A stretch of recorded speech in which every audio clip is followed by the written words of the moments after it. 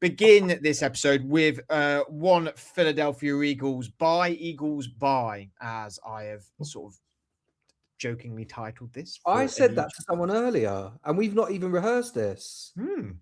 I thought it's quite an easy one, isn't it? Is it a bit of a gimme? Can we sing it? Bye, Eagles, bye.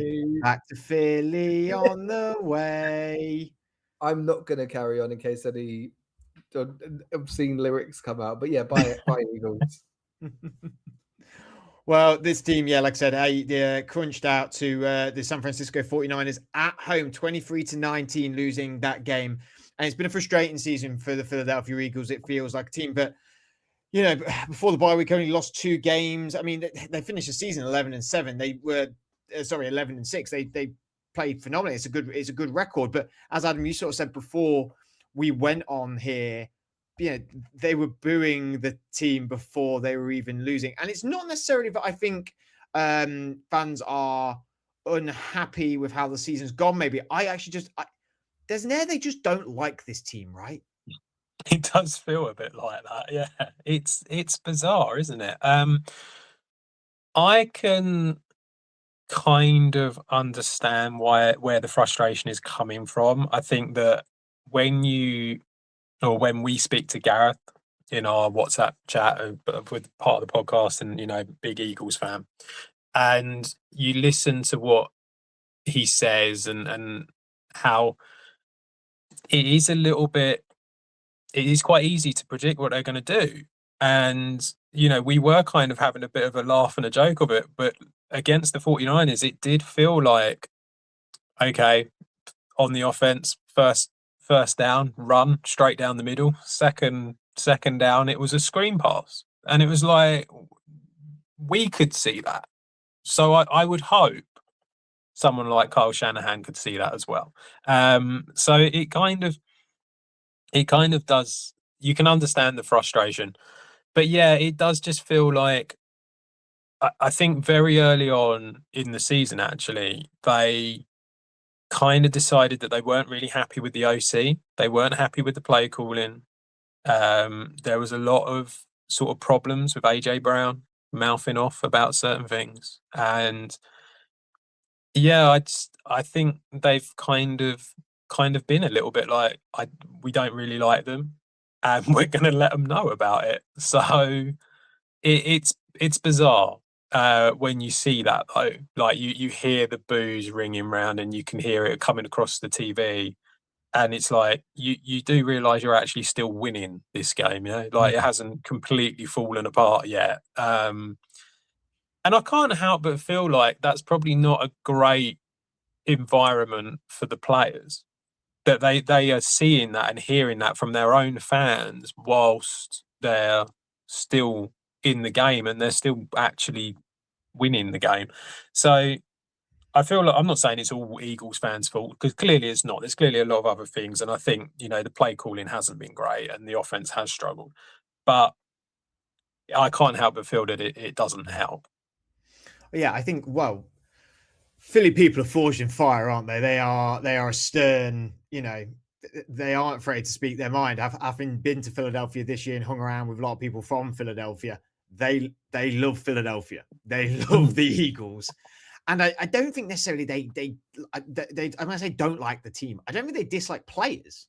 I don't think they dislike Jalen Hurts or Saquon Barkley or Cooper DeJean or Reed Blankenship or Jalen Carter. But I think they are very unhappy with the coaching, the moniker of the coaching. And yes, Kevin Patullo, the offensive coordinator, is getting a lot of the flack for it. But Sky, say tomorrow they fire Kevin Patullo, offensive coordinator. Does that take the fire off Nick Sirianni? Because it still feels to me, this guy, you got to remember this guy, since he came in 2021, he's been to the playoffs every year. He's won a Super Bowl and lost a Super Bowl. Been to the wild card 3 times, lost every time, admittedly. The times he's been knocked out, has been in the wild card. It's been 3 times, this time for the 49ers and twice for the Bucs. We did reiterate last week that they seem to do really well against everyone apart from the Bucs, but now the 49ers are added to that list. But is he gets a lot of flack. I think Sirianni's fine. Do you know what I find interesting? I don't know if either of you saw this, but Shady McCoy came out and said, do you know what I'm going to say? Yeah, Adam's nodding. I've seen it. Yeah, I haven't. So he came out and said that he did some digging with sources that he has, obviously legend of the Eagles. And he said that the Eagles don't run exotic formations and, these sort of like sexy plays because he's been told Jalen Hurts can't do it. Now, I don't think that Shady McCoy would say something, because he even said at the start, like, I'm not here to throw anyone under the bus. He cares about the Eagles. He's an Eagles legend. And I think, when we watch Jalen Hurts in this game, when you try and make him a pocket passer, we've seen him crump. That's not his strength. And even McCoy said, if Brock Purdy was the Eagles quarterback in that game, you think they would have won by 10. And I think that does sort of speak to Sirianni being fine, because it was the offensive play calling. Jalen Hurts thrives, like we saw last year, with, yes, a healthier O-line, but also when he's rolling out of the pocket, and making things happen, because he can be a little bit of a magician in his own way. But yeah, the Eagles this year have been very, I don't know, it's just been very conservative, very bad play calling. But then I said in our WhatsApp chat, there is no way that on that play where they threw it into triple coverage, there's no way that Jalen Hurts was told to do that. I don't know if the Niners schemed up something differently and then managed to catch him by surprise, but from what I remember, he wasn't exactly hurried into that throw. It just seemed like when he's, we talk about like streaky quarterbacks. We spoke about this with Jordan Love. Like when he gets hot, right? I think Jalen Hurts is like that as well. He got on a run last year. They went on and won a Super Bowl. But if you can unsettle him, then I think, unfortunately, like the fundamentals are not that of a top 10 quarterback. Everything has to be right for him to play at a high level. I think the thing that I get confused about when it comes to specifically Sirianni is quite what he actually does. Like that's where I get a little bit confused, because it's like, so, like I say, Gareth knows a lot more than what we do when it comes to the Eagles and the inner workings of it. And it's like, both times now that they've promoted from within, it's failed. And apparently Sirianni is behind them appointments. But when they've brought someone else from outside the building in, that was when they went and won the Super Bowl, and they had Kellen Moore as their offensive coordinator.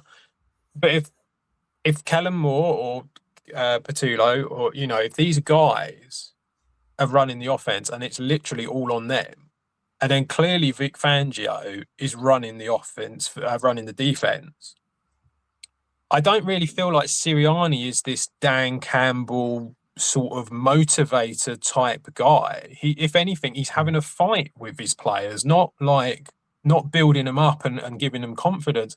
So it kind of, you really start thinking to yourself, so what does he actually do? You literally took it out of my brain there, Adam. I was thinking, I think he thinks he's a Dan Campbell type, though. The way he sees him. Not, is he? Even that Super Bowl when they lost to the Chiefs, and he was like crying before the game, got obviously a lot of flack on like Twitter and stuff.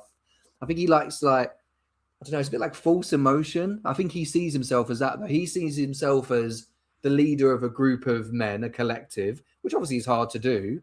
We're talking 53 on your main roster and then all the staff, etc. It's not an easy deal, but yeah, clearly when we look at the Eagles' failings when they've not gone far, other than the Super Bowl they won last year, I think we clearly know now that it was Fangio and Kellen Moore that were the keys behind that. And if you're such a leader and man motivator, what are you doing bringing back Brandon Graham halfway through the season, who is a notorious locker room leader? Like maybe they needed someone around. They needed someone around to be that leader for the team in a way. They bring out Brandon Graham. Now, one thing that I just struggle with is, again, it was a little bit like we talked about on WhatsApp with Gareth, and I'm sure a lot of fans feel this way. The predictability. And you're like, well, hang on a minute. Oh, first two downs we always run. Last year, that was why you were winning games. So what's gone so wrong in your running game where now it's not working? Because last year, Saquon Barkley was on fire. And you've not made that many changes to the O-line. Yes, there's been some injuries, but it's not been that different, really. This whole squad has not been that different compared to last season.